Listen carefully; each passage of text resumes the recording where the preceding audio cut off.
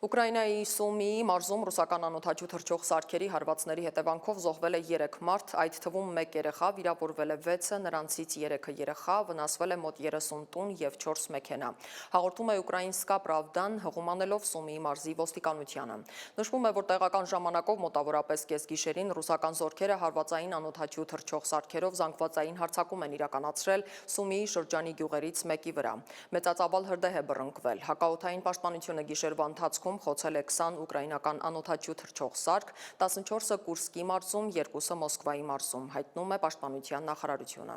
Դրոններից մեկը խոցվել է Մոսկվայի մարզի